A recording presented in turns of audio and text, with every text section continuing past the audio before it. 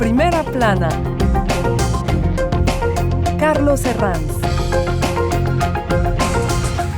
Bienvenidos en Primera Plana, un programa de Radio Francia Internacional y de France 24. Esta semana nos preguntamos ¿hasta dónde va a llegar Trump?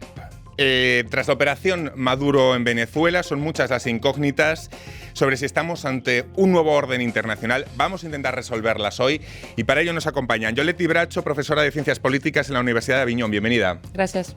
Luis Alejandro Ávila, investigador del Instituto Francés de Geopolítica. Bienvenido. Gracias. Jean Berger, ella es consultora en Acción Humanitaria y Relaciones Internacionales. Bienvenida. Gracias. Y si Venezuela fuera solo la primera pieza, hoy nuestro asunto en Primera Plana. Comenzamos. La intervención en Venezuela ha dejado completamente tocado al orden mundial, si es que todavía podemos hablar de orden mundial. La obsesión de Trump por Groenlandia hace temblar a las cancillerías europeas, pero también se han avivado las ambiciones de China por Taiwán o los argumentos imperialistas de Putin. El derecho internacional y la soberanía territorial comienzan a ser papel mojado en un mundo que parece acercarse a la estructura de áreas de influencia y patios traseros, y en el que eso que vagamente conocíamos como comunidad internacional cada vez tenemos más complicado para definir. Dinamarca ha advertido esta semana que si Estados Unidos toma Groenlandia, la OTAN se acabará, mientras en Venezuela la liberación de los presos políticos más emblemáticos es quizá la primera medida, sí, la primera medida más importante desde la encarcelación de Maduro en Nueva York. Repasemos lo que dice la prensa. The Economist. El delirio Monroe, ya saben, la nueva doctrina de Donald Trump referida a la doctrina Monroe. Le Monde, Venezuela, el orden mundial según Trump, la vuelta de un imperialismo depredador en su editorial. El Comercio rescata estas palabras de Trump sobre Delcy Rodríguez, presidenta interina. Si no hace lo correcto, pagará un precio muy alto. Y El País, Trump asedia Groenlandia y Europa responde con tibieza. Bueno, no sé si podemos decir que la operación en Venezuela es un precedente que puede marcar el inicio de una nueva era en el orden mundial, Yoletti. En todo caso, lo que vemos es que hay unos límites que se habían construido históricamente que ahorita no están siendo respetados en realidad. Y justo ayer Donald Trump decía en una entrevista para el New York Times algo así como que mis decisiones no pueden estar delimitadas por la ley, están delimitadas por la moral, mi moral, la moral del interés nacional estadounidense. Entonces allí está claro que tenemos una amenaza respecto a lo que ha sido hasta ahora un cierto orden internacional que tiene críticas, obviamente, pero bueno, que ha existido de alguna u otra forma. Enseguida vamos a hablar con Yoletti de Venezuela. Luis Alejandro, Groenlandia, Cuba, estos días, cada día vamos a salto de shock. ¿Y si Venezuela fuese solo la primera pieza de esa llamada doctrina Monroe, como lo denomina el propio Donald Trump? Sí, bueno, hay un documento que es la nueva estrategia de seguridad nacional de los Estados Unidos que, digamos, da la visión de Estados Unidos para el continente y para el hemisferio y para el mundo, y es una muy buena guía para comprender las iniciativas y las acciones de los Estados Unidos y que van, como hablamos ahora sobre el orden y el sistema internacional, van contra esto porque en esta estrategia de seguridad nacional Estados Unidos busca una primacía en el continente y en el hemisferio, excluyendo a actores que, bueno, comerciales o económicos, vínculos económicos, por ejemplo, para decirlo muy concretamente, los vínculos económicos que son muy fuertes entre Brasil y China y que implican todo una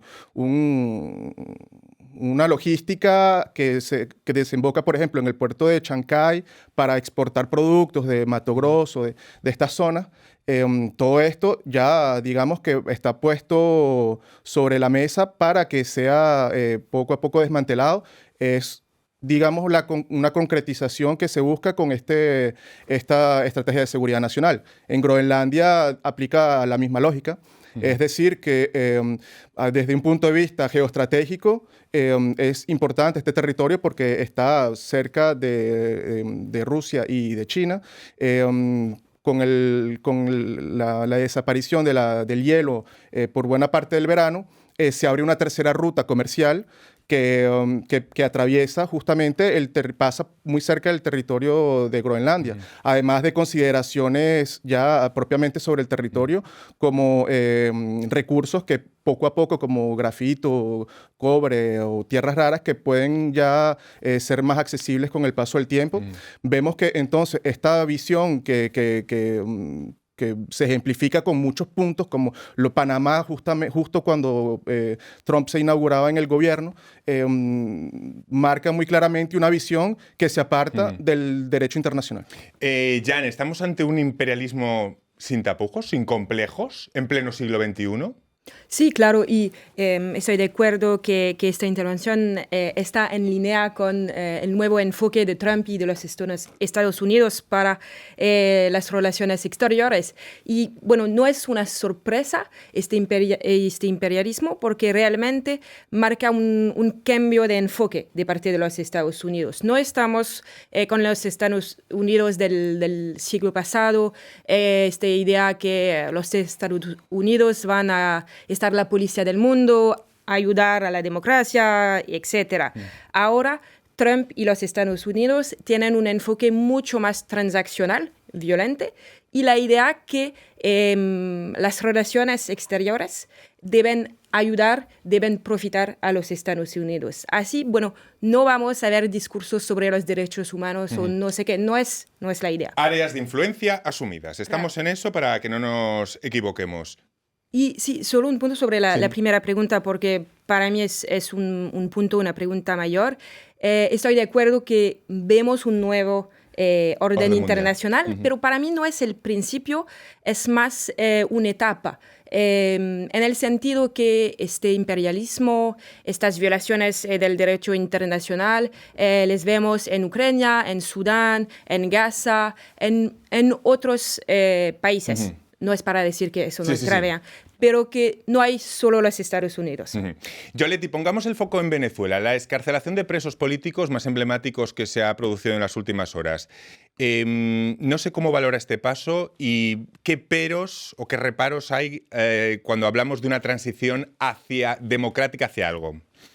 De momento no estamos para nada pensando, o sea, no estamos frente a un escenario de transición democrática. Eso es lo primero y de hecho, respecto a los presos liberados, presos políticos liberados en este momento, todavía tenemos que tener mucha cautela. Las organizaciones que tratan este tema directamente en Venezuela nos están diciendo las listas que circulan, todavía no hemos podido confirmarlas, vamos con cuidado. Ya hemos visto, y o sea, obviamente con mucha alegría, abrazos que se han dado por fuera de las cárceles, en particular en el Helicoide, en Caracas.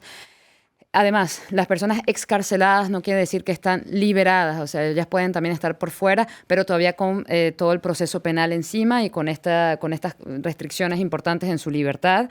Entonces, esto también es un tema importante. Y, de hecho, justamente, o sea, hablando con respecto al tema de una potencial transición o algo por el estilo, o sea, primero el hecho es que no es lo que estamos viendo como arreglos entre el gobierno actual y el gobierno del Trump, y además en un contexto en el que, por ejemplo, nadie está hablando de las elecciones del año pasado, por ejemplo. Nadie está hablando de lo que los venezolanos dijeron muy claramente, tanto en las urnas como en la calle. Porque efectivamente, y como decía Jan, aquí el gobierno de Trump obviamente no está hablando de exportar democracia, ¿no? Está hablando de derechos, de intereses sobre el territorio, sobre los recursos y no mucho más. Entonces, en ese sentido, también la preocupación, y una de las cosas sobre la que escribí hace poco en una tribuna en Le Monde, la preocupación es el hecho de estar en medio de lo peor de dos mundos. Una potencial o posible estabilización del gobierno autoritario bajo la tutela del imperialismo estadounidense. No quiero decir que esto sea definitivo, es la preocupación que se tiene actualmente. Vamos a juntar lo que decía Jan y esto que está comentando Yoleti. Te pregunto, Luis Alejandro, Trump no esconde su objetivo, el petróleo venezolano, pero sobre todo esa competencia con China. Quizá es un petróleo que, si no me equivoco, tiene que ser más refinado, se necesitan inversiones. ¿Qué significa su control por parte de empresas estadounidenses o qué significaría? Bueno, partiendo por la situación antes de este secuestro de Maduro, la mayor parte del petróleo que exportaba Venezuela se dirigía hacia China con un descuento importante. Y en segundo punto, digamos que era el petróleo que se exportaba vía Chevron. Luego del bloqueo energético en el Caribe, naval energético, Y los últimos acontecimientos, Marco Rubio ya declaró que va a haber un plan en 3 etapas que comenzaría por el envío de 30 a 50 millones de barriles de crudo hacia las refinerías del Golfo, que cabría decir que han sido adaptadas desde hace muchos años a tratar el petróleo venezolano, que es característico de la región, siendo pesado y extrapesado. Y esto sería una primera etapa en la cual, bueno, ya se pasaría a un segundo punto, según lo que declara Rubio, que es la llegada de empresas estadounidenses transnacionales del petróleo a territorio venezolano. Y eso se inscribe. O sea, vemos con lo que acabo de decir, están como cortocircuitando entonces este envío directo de petróleo venezolano a China, que va a tener que pasar por Estados Unidos, si luego en algún punto va a tener que ir a China. Lo que decía Luis Alejandro, Jan, la figura de Marco Rubio va a parecer esencial en todo este proceso, llamémosle, si no de tutela de Venezuela. Sí, claro, y por eso me parece que también es interesante de ver las dinámicas de política interna de los Estados Unidos y de una competición para el futuro entre J.D. Vance y Rubio. Y por eso me parece que es importante tomar en cuenta que sobre el tema de las intervenciones en Venezuela, Groenlandia y no sé, hay una limitación que es la base política de Trump. Una parte de la base política de Trump quiere menos intervención. Menos intervencionista, sí, efectivamente. Y menos dinero gastados por los otros y más dinero para los Estados Unidos. El problema es si algunos escándalos internos de Trump, estoy pensando en lo que ha pasado en Minnesota con esta mujer, el caso Epstein puede llevar a un imperialismo, a más operaciones en el exterior, para no hablar de lo interno, según nos acerquemos a las elecciones de medio mandato. Volvamos a Venezuela con Yoletti. Figura interina, estamos hablando del interno de Estados Unidos, Delcy Rodríguez. ¿Cómo se puede... Te iba a preguntar, soplar y absorber al mismo tiempo? ¿Cómo se puede mantener liderando al chavismo, la revolución, sin pasar por lo que necesariamente es colaboradora de Estados Unidos? De momento, me parece que lo que está jugando Delcy Rodríguez es claramente un rol, digamos, casi de tecnócrata. O sea, en el sentido de, bueno, o sea, estabilizar el espacio chavista, digamos, o madurista que queda en el gobierno, estabilizar los apoyos internos y también las resistencias internas, y tratar de congeniar en la medida de lo posible con la tutela estadounidense. Entonces, allí claramente hay una... Yo no sé si no es solo una contradicción con el discurso antiimperialista, pero también es simplemente el hecho de que la perspectiva es la de un gobierno que acepta de cierta manera una tutela. Claro, hay un argumento que es el de decir, pero hay un peso importante de la avanzada militar que también obliga, ¿no?, de cierta manera a obedecer. Sin embargo, hay cuestionamientos al respecto porque parece que no es solo temas de obligaciones, también pueden ser temas de acuerdos que potencialmente pudieran haber existido previos a la acción, y que en realidad ya de por sí sabemos, y esto es público, o sea, de por sí sabemos que la actual presidenta por interim en Venezuela era una de las personas justamente a quien se le delegó las relaciones internacionales en el momento de relativa apertura económica que se dio en los últimos 2-3 años en Venezuela, anterior a las elecciones del 2024. Entonces es alguien que ya tenía también una cierta experticia con la relación con los actores internacionales, de manera mucho más también transaccional y tecnocrática que de manera ideológica, por decirlo así. Vamos a hacer en este punto una breve pausa, volvemos enseguida analizando todo lo que es el futuro del orden internacional después de este golpe que ha dado encima de la mesa Donald Trump y la Operación Venezuela. Hasta ahora.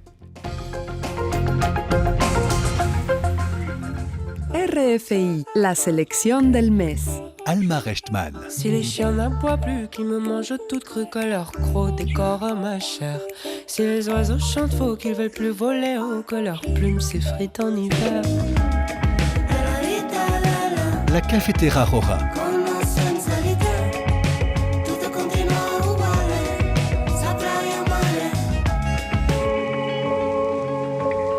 RFI. Radio Francia Internacional les desean un feliz año nuevo. Happy New Year. Heri ya mwaka mpya. Feliz Am Said. 新年好 Susday chinamkmay. Happy New Year. Feliz año nuevo. Chúc mừng năm mới. Z Nowym Rokiem. Heri ya mwaka mpya. Feliz año nuevo. Bonne année. Buon année. Happy New Year. France Media Monde, una ventana al mundo. Seguimos aquí en Primera Plana analizando lo que esta semana definía un editorial del País como la borrachera de poder de Donald Trump tras la operación Venezuela y dejando temblando a todas las cancillerías europeas con el tema de Groenlandia, pensando si Venezuela es la primera ficha de un dominó que incluiría a otras muchas en América Latina. Lo hacemos con Yoleti Bracho, profesora de Ciencias Políticas en la Universidad de Aviñón, el investigador Luis Alejandro Ávila y Jean Berger, consultora en Acción Humanitaria y Relaciones Internacionales. Bueno, hay más casos. No solo estamos hablando de Venezuela, pero no solo Venezuela. ¿Qué les parece la respuesta europea respecto a las amenazas de Trump de hacerse con Groenlandia? Hay muchos que han acusado a las cancillerías europeas de una respuesta tibia. Jan. Bueno, hemos visto ese comunicado de los grandes países europeos diciendo que solo a Groenlandia y a Dinamarca solo de ellos depende su propio futuro. Pero claro, todos sabemos que una intervención armada de Estados Unidos no podría ser respondida desde Europa en la misma proporción. Claro, y bueno, para mí muchas de esas reacciones no están suficientes en el sentido que la primera cosa a decir es que esta violación y potencial otras violaciones del derecho internacional, no podemos aceptar eso. Y bueno, podemos criticar a Maduro, podemos tener una mirada compleja sobre todo eso, pero las reacciones deben empezar con una condenación de esta política y me parece que no es suficiente en Francia y con otros países de Europa. Me parece que el problema con Europa es que los estados de Europa no saben qué hacer con Trump y con la idea que Trump no va a apoyar Europa y no va a apoyar la defensa de Europa. Claro, la pregunta que nos hacemos ahora es si la diplomacia todavía funciona en este orden internacional. Un ejemplo son Petro y Trump, que han protagonizado meses de desavenencias, insultos e insinuaciones. Trump le ha llegado a llamar drogadicto, matón, narcotraficante. Petro ha dicho esta misma semana que tenía miedo, que ha pasado miedo de que le pasara a él, que corriera la misma suerte que Nicolás Maduro. Han hecho una llamada telefónica, 1 hora hablando los dos, y de repente dice Petro en una entrevista en El País que su visión de Venezuela no se diferencia tanto como la de Trump. O sea, espectacular los cambios. No sé si podemos decir que la diplomacia aún puede tener un sentido en las negociaciones con Trump. Bueno, una política, tú evocabas la doctrina Dunrow. Y bueno, esto es como un ejemplo que podemos citar sobre esto, que es amenazar con agresiones militares, calificar de narcotraficante al presidente colombiano sí. Y bueno, muchas presiones y tensiones sobre un mandatario para que cambie su comportamiento y sus declaraciones, buscando lo que hablaba yo hace un momento, un alineamiento con la visión de la estrategia de seguridad nacional para el hemisferio occidental. Esto es algo que en cada declaración y en cada acción se está viendo que están implementando, tanto así que bueno, recientemente hubo los Estados Unidos se retiraron de 66 organizaciones internacionales que digamos que Donald Trump está empujando hacia una ruptura del sistema internacional tal como lo conocemos. Esto le abre por una parte también un bulevar diplomático también a China y en el seno de organizaciones internacionales, que es uno, digamos, de lo que ha sido señalado por los mismos Estados Unidos de sus rivales sistémicos, pero esta visión de Estados Unidos de querer dividir el mundo en zonas de influencia, eso pudiera haber funcionado en la época de la Guerra Fría, en la cual había sistemas mundo, como se pudiera decir, en el cual no habían una imbricación o un correlacionamiento tan fuerte como el de la economía globalizada, capitalista de hoy en día, en la cual China y Estados Unidos están muy fuertemente imbricados, interconectados. Vamos a volver a poner el foco en Venezuela y en la presidenta Delcy Rodríguez. La pregunta que se hace mucha gente, Yoleti, vamos a intentar responder. ¿Por qué Estados Unidos apuesta por ella y no por la líder opositora María Corina Machado, como se podía prever, que por cierto va a entrevistarse con Trump la semana que viene? Hay temas que tienen que ver con simples hechos prácticos logísticos. O sea, en realidad, el cálculo parece ser el hecho de que Delcy Rodríguez actualmente puede garantizar cierto orden, cierta calma, por decirlo así, dentro de Venezuela. Obviamente, por el sistema autoritario también que mantienen. O sea, es decir, ahorita sabemos de muchos testimonios de personas que han vivido nuevamente controles, que han vivido nuevamente persecución, bueno, periodistas que fueron también encerrados, apresados hace algunos días cubriendo la llegada de la nueva Asamblea Nacional el 5 de enero. Pero bueno, en realidad sí, parece que es como un cálculo de momento, esta es la estructura que permite cierta estabilidad, la estabilidad necesaria para que lleguen luego entonces las empresas petroleras estadounidenses y que comience entonces este plan de 3 pasos que Rubio parece tener, o al menos parece anunciar respecto a Venezuela. Lo cual, de nuevo, o sea, me parece que la preocupación al respecto es la siguiente.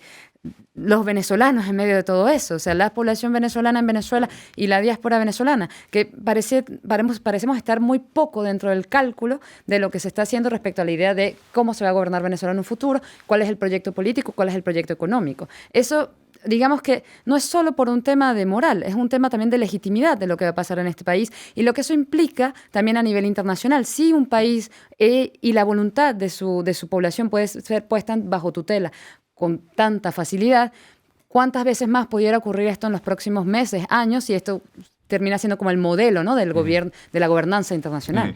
Jan, no sé si podemos decir que la doctrina Monroe supone un mensaje de Trump, sobre todo a China, de que su patio trasero es América, que Washington es quien ejerce la fuerza y el poder en América.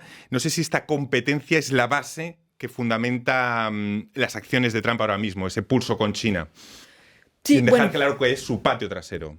En realidad me parece que no es fácil de entender a Trump. No es fácil en particular porque hay declaraciones y hay la realidad de lo que pasa.